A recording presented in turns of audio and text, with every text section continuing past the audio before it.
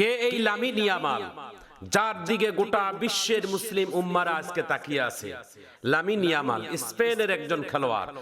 আজ রাত 2টায় ফাইনাল খেলার প্রতিযোগিতা হবে, আর সেই খেলার প্রতিযোগিতায় মাঠে নামবেন একটি হচ্ছেন আর্জেন্টিনা, আরেকটি দল হচ্ছেন স্পেন।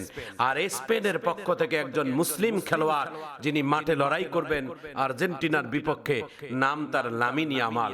তিনি একজন মুসলিম খেলোয়াড়, তিনি মুসলমানের পক্ষ নিয়ে, গোটা বিশ্বের মুসলমানদেরকে নিয়ে তিনি পক্ষ নিয়ে তিনি খেলবেন মাঠের মধ্যে। প্রিয় ভাইয়েরা আমার, আজকে মুসলমানেরা আজকে আমরা না বুঝে আমরা সমর্থন দিয়ে দেই, অথচ রাসূল করিম সাল্লাল্লাহু আলাইহি ওয়াসাল্লাম বলেন মান আহাব্বা, আল্লাহ রাসূল সাল্লাল্লাহু আলাইহি ওয়াসাল্লাম বলেন আল মারউ মা মান আহাব্বা, যার সাথে যার মহব্বত তার সাথে তার হাসর, যার সাথে যার ভালোবাসা তার সাথে তার কিয়ামত। একজন মুসলমান আর একজন মুসলমানের ভাই, আল মুসলিম আকুল মুসলিম, এক মুসলমান আর এক মুসলমানের ভাই। কোন মুসলমান যদি মুসলমানের বিপদে পড়ে, মুসলমানের ইমানি দায়িত্ব হচ্ছেন তার পাশে দাঁড়ানো, তার পাশে যাইয়া তার সাহায্য সহযোগিতা করা। এটাই হচ্ছেন মুসলমানদের একটা ইমানের দায়িত্ব। কারণ আপনি মুসলিম, আমি মুসলিম, আপনার মরণের পরে কবরের সওয়াল হবে 3টা, মান রব্বুকা ওয়া মান দীনুকা ওয়া মান নাবিয়্যুকা। ও মুসলমান, তুমি মারা গেলে 4 তাকবীরে জানাজা নামাজ, আমি মুসলমান মারা গেলে আমারও 4 তাকবীরে জানাজা নামাজ। তুমি যে আল্লাহকে মানো আমিও সেই আল্লাহকে মানি, তুমি যেই নবীকে মানো সেই নবীকে আমি মানি, তুমি যেই কোরআনকে মানো আমিও সেই কোরআনের বিশ্বাসী। সুতরাং মুসলমান, তুমি মুসলমানের বিপক্ষে যাইও না। এক মুসলমান আর এক মুসলমানের বিপদে বন্ধু। খলিফাতুল মুসলিমিন হযরতে উমর রাদিয়াল্লাহু তাআলা আন একজন খুনির বিচার করতেছেন তার জামানায়। তিনি একজন বিচারকের আসনে বসেছেন। হযরতে উমর রাদিয়াল্লাহু তাআলা আন একজন খুনের বিচারের রায় দিয়ে দিলেন হযরতে উমর। রায় হলো, যিনি খুন করেছেন, যিনি হত্যা করেছেন, হত্যার বদলায় হত্যা, খুনের বদলায় খুন। আসামিকে ফাঁসির কাঠ গড়ায় দাঁড় করাইয়া আসামির গলার মধ্যে রশি লাগাই দিয়ে বলছেন, আসামি, প্রত্যেকটা আসামিকে মৃত্যুর আগে কোনো না কোনো স্বাদ আছে, কোনো না কোনো স্বপ্ন আছে, কোনো না কোনো খাবারের কোনো হয়তো তোমার স্বপ্ন আছে। বলো তোমার শেষ স্বপ্নটা কি? আমি সেই স্বপ্নটা আমি একটু পুরা করে দেওয়ার চেষ্টা করব। আসামি ডাক দিয়া বলে, আমিরুল মুমিনিন, আমার যে মনের ভিতরে স্বপ্ন মনে হয় এই স্বপ্ন আপনি পুরা করতে পারবেন না। আমিরুল মুমিনিন ডাক দিয়া বলে, কি সেই তোমার স্বপ্ন? আসামি ডাক দিয়া বলে, মদিনা থেকে 350 কিলোমিটার দূরে আমার বাড়ি। আমি এই জায়গায় এসেছি আমের ব্যবসার জন্য, বাণিজ্যের জন্য। আসলে আমি খুন করিনি, কিন্তু ষড়যন্ত্রের শিকার হয়ে আমি কার্যকলাপে আমি খুনের শিকার হয়েছি। ও আমিরুল মুমিনিন, আমাকে মারার আগে আমার একটা পাওনাদার আছে, আমার ওই পাওনাদারের ঋণ যদি আমি পরিশোধ করার সুযোগ দিতেন, তাহলে আমি ঋণটা পরিশোধ করে আবার স্বেচ্ছায় আমি এই ফাঁসির কাছে এসে চড়তাম। আমিরুল মুমিনিন ডাক দিয়ে বলে, আসামি বলে কি?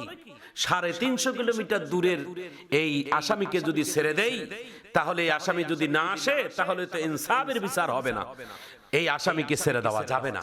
আমিরুল মুমিনিন ডাক দিয়ে বলে, তাহলে তোমাকে আমি ছেড়ে দেব একটা মাধ্যমে, একটা ওসিলায়। সেটা কি? মদিনার ভিতরে যদি কেউ তোমার আত্মীয় থাকে, কেউ যদি তোমার পরিচিত মানুষ থাকে, তাহলে তুমি সেই আত্মীয়কে তোমার জিম্মাদার বানাও, সেই জিম্মাদার হবে তোমার। আর তোমাকে ছেড়ে দেব, তাহলে তুমি ঋণ পরিশোধ করে এসে তোমার বিচার হবে। আসামি ডাক দিয়ে বলে, আমিরুল মুমিনিন, কোনদিন এই মদিনায় আসি নাই, মদিনার কোন মানুষের সাথে আমার কোনো পরিচয় নাই, আমি কাকে আমার জিম্মাদার দেব? আর আমার এই ফাঁসির কাছে আসামির সাথে কে জিম্মাদার নিবে?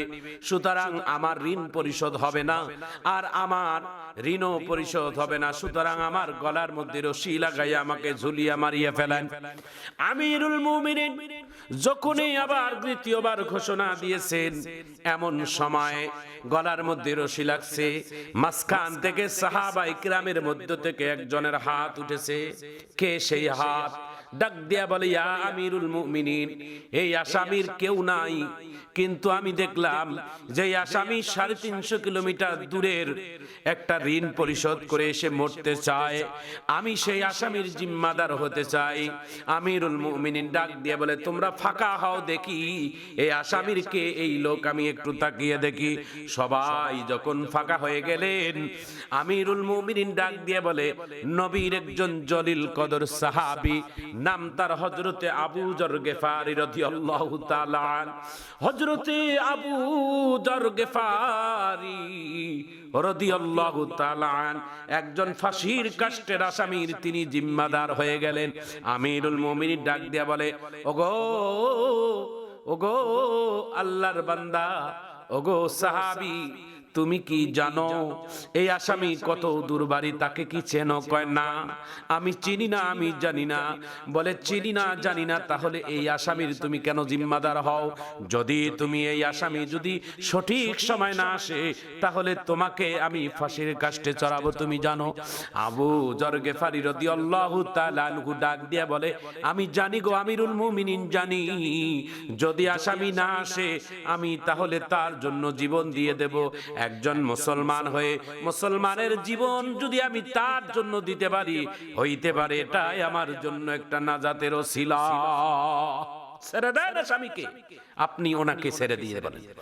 আসামি ফাঁসির গলার রশি ছড়াই দিয়ে ওই আবু যর গিফারীর কদমের মধ্যে সালাম দিয়ে বলছে, ভাই তুমি আমাকে 3টা দিন সময় দাও, আমি শুধু যাব আর আসবো, আমি ঋণ পরিশোধ করে দেব। দূরে গেলেন, যে ঋণ পরিশোধ করলেন, ঋণ পরিশোধ করে তিনি আসতেছিলেন। আস্তে আস্তে জুমার নামাজ, এদিকে আগামীকাল শুক্রবার নামাজের পরে ঘোষণা দিয়েছে, আবু যর, যদি ফাঁসির কাষ্ঠের আসামি যদি জুমার নামাজের পরে যদি না উপস্থিত হয়, তাহলে তার বদলায় তোমাকে আমি ফাঁসিতে ঝোলাবো, তুমি তোমার পরিবারের কাছ থেকে বিদায় নিয়ে আসিও। হযরতে আবু যর গিফারী রাদিয়াল্লাহু তাআলা পরের জুমা পরিবারের কাছে বিদায় নিয়েছেন, ছেলেমেয়ের কাছ থেকে বিদায় নিয়ে মসজিদে নববীতে হাজির, নামাজ আদায় করলেন। আমিরুল মুমিনিন বিচারের চেয়ারে তিনি বসে গেলেন। ডাক দিয়ে বলে, আসামি হাজির? কয় না। বলে, আসামির পক্ষের জিম্মাদার কে? বলে, আবু যর হাজির। লাব্বাইক ইয়া আমিরুল মুমিনিন, আপনি তাহলে ফাঁসির কাষ্ঠে চড়েন। যেহেতু আসামি আসলো না, আপনার বদলায় আজকে সেই আসামি বদলায় আমি আপনাকে ফাঁসিতে ঝুলিয়ে মারবো। একটা খুনের আসামির জিম্মাদার আপনি হয়েছেন, আপনাকে মারবো। হযরতে আবু যর গিফারী রাদিয়াল্লাহু তাআলা হাসি মুখে তিনি আসলেন। আসামির কাঠ গড়ায়, গলার মধ্যে রশি লাগলো। শত শত সাহাবীরা কান্দে, শত শত সাহাবীরা কান্দে, হযরত উমরও কান্দে, হযরত আবু বকরও কান্দে। সবার চোখ থেকে পানির ফোঁটা। একজন অপরাধীর কাতারে, একজন অপরাধীর জায়গায় নিরপরাধ একজন নবীর সাহাবীকে ফাঁসির কাষ্ঠে ঝুলানো হবে, করার কিছুই নাই। এখন তো ফাঁসির কাষ্ঠে ঝুলাবে হযরতে আবু যর গিফারীকে। হযরত আবু যর গিফারীর গলার মধ্যে রশি লাগাইলেন। কান্না রোল পড়ে গেল মদিনার ভিতরে। নিরপরাধ একজন মানুষকে ফাঁসিতে ঝুলানো হচ্ছে একটা অপরাধীর কারণে। আমার ভাইজান, আমার বন্ধুগণ, ফাঁসি যখন হবে ওয়ার্ডার, এমন সময় মদিনার পূর্ব দিক থেকে একটা ধুলা বেশে একটা যুবক আসতেছেন ঘোড়ার মধ্যে, উটের মধ্যে। তাকিয়ে দেখে সেই যুবক, যেই যুবক হযরত আবু যরকে জিম্মাদার দিয়ে ঋণ পরিশোধ করার জন্য গিয়েছেন। দৌড় দিয়ে হযরত আবু যর গিফারীর গলা থেকে রশিটা সরাই দিলেন। নিজের গলার মধ্যে রশি নিয়ে বলছেন, ভাই রাস্তায় আসতে একটু দেরি হয়েছে বলে আপনি আমার বিনা অপরাধে, আপনি বিনা অপরাধে আমার কারণে আপনার গলা পর্যন্ত রশি চড়ছে, আপনি ফাঁসির মঞ্চ পর্যন্ত দাঁড়িয়েছেন, দয়া করে মাফ করে দেন, আমি মারা যাব, আমি কিয়ামতের ময়দানে আপনার সাথে যেন আমার দেখা হয়ে যায়।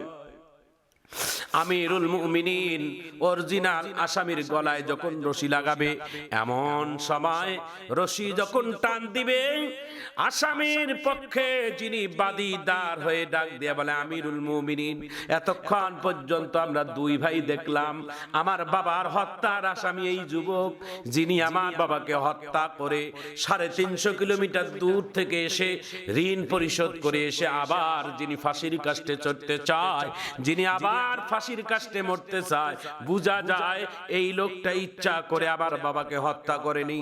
এই লোকটাকে আমরা সাধারণ ক্ষমা করে দিলাম, আমিরুল মুমিনিন, এই লোকটাকে আমাদের কাছে ফিরিয়ে দেন, আমাদের আর কেউ নাই মদিনায়, আজ থেকে আমরা 3 ভাই মিলে আমরা মদিনাতে বসবাস করব। জোরে কোন সুবহানাল্লাহ।